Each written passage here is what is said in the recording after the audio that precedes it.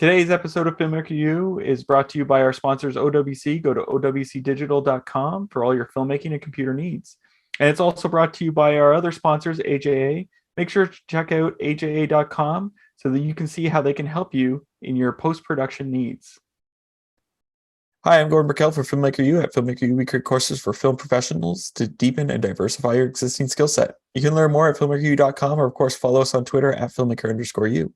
Every week we interview a film professional, and this week we're interviewing editor James Boger, whose work includes Vespamania, Metallica Masterclass, and numerous other commercials. Welcome to the show, James. Hi, great to be here. I guess my first question is, I got to ask about the Metallica Masterclass. How'd you get involved with that? What was that like, cutting that? It was kind of amazing. It kind of came up out of nowhere. I was working for this company. I was freelance at the time, and I guess they have a connection with Masterclass, and they're like, "Hey, we have this like super hush hush project going on." They didn't even tell me who it was at first, which was wild. But I'm like, "Hey, I'm game. If it's like I like Masterclass as it is, let's do it." And then when I heard it was Metallica, I was like, "Wow, this is great. I have to hop on this and put my all into this kind of thing." So yeah, it was great getting all of that footage, and I even there was hours and hours of footage, and I took a peek at everything, get a little free masterclass out of it. Yeah. But yeah, it was amazing to work on. Yeah. So like, how did you approach assembling this or building this project? It's like you said, it's hours and hours of footage. Yeah, I kind of went about it as a music video. So I came up in post like through a music video shop, so I had some background with that, and so kind of just getting all of the songs kind of laid out, all the multicam clips laid out, and just kind of doing a perf cut for each camera, and just seeing what is best. They knew what song they wanted. Obviously, they wanted Master of Puppets for Masterclass. It kind of worked perfectly, so I didn't have to choose a song, which is great. And then just kind of made a perf cut, and then just picked the best kind of sound bites out of everything. Like luckily the sound bites I chose were kind of from things that they already cut, like the longer form things. So I just kind of picked a few. I think I picked one that wasn't in there as well, and just kind of threw it over the perf cut to kind of see how it would flow, and went from there. I'm going to interrupt this interview for 1 second. We want to thank PixelView, one of our sponsors. They're a streaming solution for filmmakers. PixelView lets you stream your work to remote clients for easy collaboration, and it works with both on-set teams and post-production teams. With built-in video chat, you can discuss and make changes in real time and stream directly from your editing software. Or you can use the hardware encoder to stream from DaVinci Resolve or the camera on set. See the promo code and the link in the video description below. Whenever I talk to commercial editors, there's a lot of work with the clients, like with the company that's sort of overseeing this and the marketing. So how do you, tackle staying creative in this environment where you have a lot of sort of feedback from the clients, but still meeting those clients' demands? Like, I guess when I get notes back from the client, it's easy to think like, oh, like they just want it this way. And that's like the kind of easy route to go is like, hey, like we need to do this, this, and this, and you can do this, this, and this, and that'd be great. But I kind of see it as they're more guidelines. Like we want to see this and see this. And I kind of think to myself, how can I expand on that and make it better? Put my spin on it, just so I'm not being a button pusher. Like that's when things get in trouble, when you're just doing that. So you just want to kind of still put your spin on their note while still addressing their note, so it still feels like it's your own kind of thing. Well, and the other thing that's sort of come up when I talk to commercial editors is like, okay, like 30 years ago, it was like, okay, we're going to have the 30-second, the 60-second, the 130, and that's about it. Right? And nowadays it's like, we need Instagram, we need TikTok, we need YouTube, we need broadcast, we need broadcast 15, 30, we need like, how do you determine, because there's so many, Google has a 6-second version, like how do you determine what's going to be cut out for like the shorter ones, and how you're going to reframe things for the different things? It seems like a lot, I guess you could say. It's a lot, but I also find it as an opportunity to kind of get more creative with things. Because like you could easily just like punch in on all the shots and make it, vertical, and things are weirdly cropped. Like if you remember Quibi, Yeah. Like you would flip it vertically, and then like So people's quick. faces would be cut Yeah. off. You're like, this is not how it's supposed to be. But so like I find, creativity in like, doing split screens or doing some weird, even if it's like motion graphics on the bottom or kind of things like Yeah. that, or just other kind of solves instead of just punching in. But as for cutting down, it usually comes straight from the producers because they have to be direct lifts from Yeah. whatever the long form is. So I usually take the long form and I think to myself, okay, what are we trying to get across in the 30 or the 15 or the 6, and kind of put that information in and then just find the best edit that goes around it. I have been known to go outside of handles when cutting these cut downs, and producers get mad at me for that. But Yeah. I always think like, whatever's best for the edit, you got to do, whether it's 6 seconds or 15 seconds, Yeah. and, have it that way. Because, you could do a cut down and it can be boring, and it's easy to just kind of have them as throwaways. But, as like you need 6 second cuts now. Yeah. And sometimes that's all that people see. And that's, you got to catch their eye. Yeah. Well, how do you catch their eye? Is there like, is there a particular trick or anything for 6 seconds? It seems so quick, but then, everyone's sort of like, oh, I gotta watch another commercial. And meanwhile, it's like 6 seconds. Yeah. You have to like, I don't know how to put it. It's just engage them immediately, like with some sort of cool trick. Sometimes a cool sound bite, like it's a question that kind of just piques their interest, is an easy way to do that. Or a cool edit trick, whether it's, flashy flutter cuts, or, a weird like camera move, whether it's whip pans in or out, or, some sort of orbital thing. That always seems to work for the 6 seconds for clients. At least they get excited about that kind of stuff. And I like to think that catches their eye. Me personally, I don't see a lot of 6 second stuff out there. So I don't know totally about that, but Yeah. I think it works. It is tough though. Sometimes the cut downs are tougher than the longer form stuff. Now tell us about Vespamania. What is this series and how can people check it out? Well, it's a series by Vespa, obviously.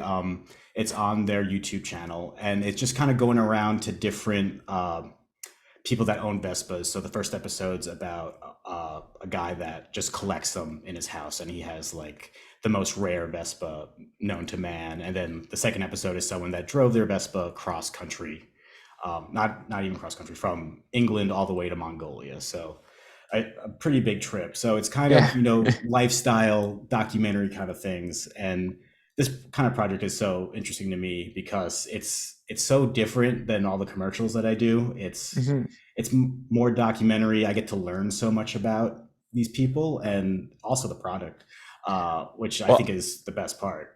I gotta tell you, I jumped in on that. So I got the documents and I'm like, okay, episode 2, I'm gonna jump in. Mhm. I seriously thought for the first bit Mhm. that it was a short film in terms of like a fiction short film. The way you've cut it Mhm. feels so playful and like engaging in a way that makes it feel like, oh, okay, this is something I would see at festivals and like actually want to like check out. So it's a very engaging cut when I checked it out. Yeah, like I have to give some of that to the directors, David McMurray and Tuesday McGowan. They basically just handed me the footage and were just like, just make something out of it. Like with like really not light direction. They gave me direction, but they trusted me enough to be like, just see what happens. And I go into it trying to make it as cinematic as possible, as, watchable as possible. I like to cut more films than commercials. So Yeah. I kind of, if I can, I'll do it that way. And then if they need to pull me back to like, we need to get more product in there, I'll be like, okay, let's do that. But if I have the opportunity to make it as cinematic as possible, I'm gonna try at least. Now it is a documentary, so like, how much footage did they have for this? 'Cause it's a short documentary, but it's still a doc. They had a good amount of footage. For episode 2, there was a good amount of footage. A lot was interview and, just kind of rolling up and down the house, the cottage side and things like that. But there was over, I think, like 100 hours of archive footage that came from the subject from her trip going from England to Mongolia that I had to kind of quickly just scrub through, because we actually got that footage like halfway through the edit. So I had an edit and I had like all these placeholders like footage here, and then I had a really short amount of time to like just go through all this footage and find the selects that I needed to do. So I kind of did it. It was a lot of late nights kind of going through it, but I think it was worth it. It felt like I was traveling along with her.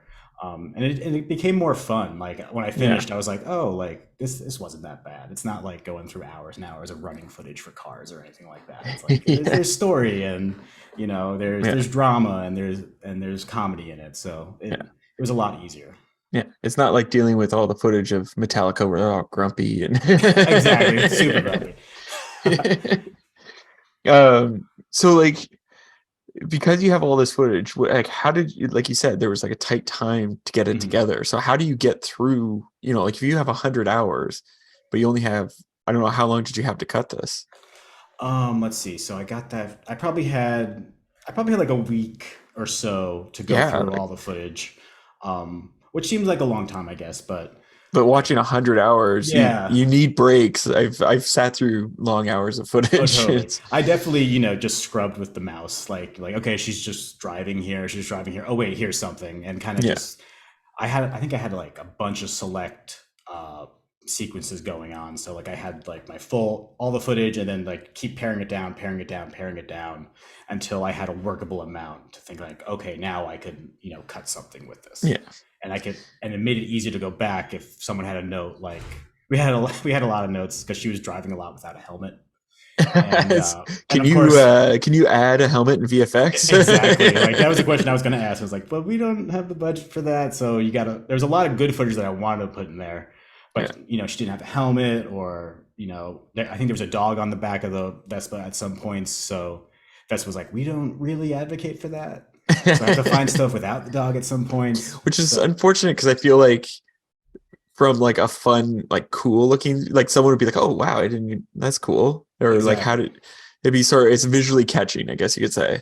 Yeah, Uh, exactly. But luckily, but there was so much footage where there was stuff with her with the helmet on, and the directors were great because they fought for some shots as well. Like we need this shot in there, but if we get this shot, we'll replace this shot. And there's a lot of compromise going on. yeah, But I think when I look at the final product, I'm like, I'm still happy with it. I'm like, yeah. it's like even though we lost that shot, it still works. Was there a particular scene in the film that was challenging for you to cut? Uh, It's always the toughest for me just to get started, like when I have a blank timeline. So the intro may have been the toughest, but once it got going, it became the easiest. The only direction I got on that was like, Wes Anderson like kind of things. So I picked a track and was like, okay, let's just make it Wes Anderson. But then after that, and just getting the interviews kind of flowing together, bounce between one to the other, like it kind of just came together rather like quicker than I Yeah. imagined. Interesting. Now, are you hoping to like, because you've done like I said, lots of commercial work. You've got Mhm. these short film series.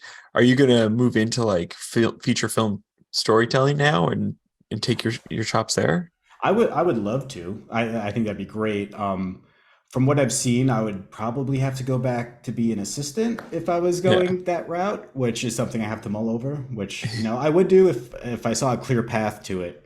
Yeah. But I love editing too much where, if I stop doing it and I stop being creative, I feel like I'll get into a little bit of a rut and I need to just, keep going. I've talked to producers about it before and they keep saying, if you're editing, just keep editing and Yeah. something will work out if you want to switch. Now, is there like, because you've worked on so many commercials, is there one that stuck out for you that was the most fun to work on, I guess you could say? I would have to say it was in 2019. I did this spot for what was it, Godzilla King of the Monsters. It was a like a crossover spot between that and ESPN, and it was called Robzilla. Yeah. And they it's kind of documentary esque because it was spoofing documentary now with Yeah. with a basketball player, and that was one of my first uh, introductions to like not doing something like terribly commercial and like having the Yeah. creativity to make it weird and make other choices that maybe I wouldn't make before. And that one was a lot of fun. It was a lot to do. It was three spots. I think I had to cut them in 2 days or something. Three spots in 2 days, and but I think it was worth it. It was fun, and whenever there's comedy, it just makes it a lot better to cut and easier to Yeah. cut, and it's fun to do. That's why we do it.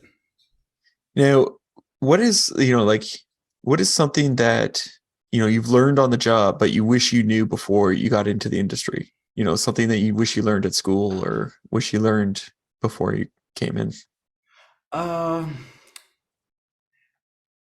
Probably say maybe like time management. I'm a big procrastinator, as I feel like a lot of editors are. Not all, but I find myself as a big procrastinator sometimes, and I kind of gaze it as looking for inspiration. But I wish they kind of taught you how to, when you go into the edit or whatever, like just more of a plan. But again, you get that with just working at shops and seeing how other editors work, and I think that's a great thing. Like, I guess in film school, I didn't take many post classes. It was mainly production classes.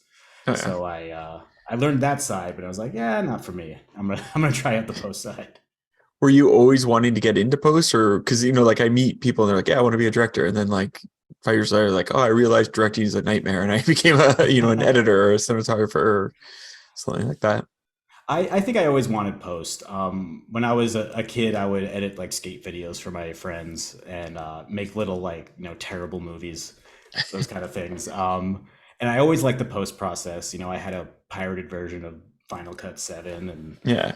I had that going. And See, but the videos you make with your friends are always like, I still have the videos I made with my friends because they're terrible, but they're they're terrible, awesome. yeah, At the same time, because you guys can watch them and be like, that's ridiculous. That's awesome. yeah, exactly. So- When I first moved out to LA, like I had a bunch of friends who were like, let's just make some stuff and like see if Yeah. it sticks, put it on YouTube. Obviously it never caught on, like 98% of everything, but See, YouTube didn't exist when I was doing that. So, you should have had it. Yeah. Just upload them now, it'll be fine. I just remember I had to leave once while they were shooting, and then like we went to watch the cut later, and they put at the end "in loving memory of Gordon." And I was like, "What are you doing?" No. I'm like, I didn't die. What? My mom's gonna see this. But no, that's amazing. But yeah, like for posts, like I kind of knew, like I wouldn't call it a desk job, but like after being on sets for a few years, I'm like, this is not for me. I feel like you kind of know pretty quickly if you want to be on set or in post.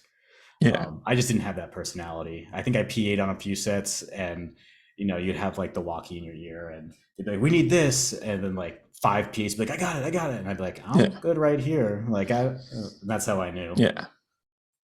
Now I have one last question for you. What would you say is your favorite guilty pleasure film or TV show to watch? Guilty pleasure film. What TV show?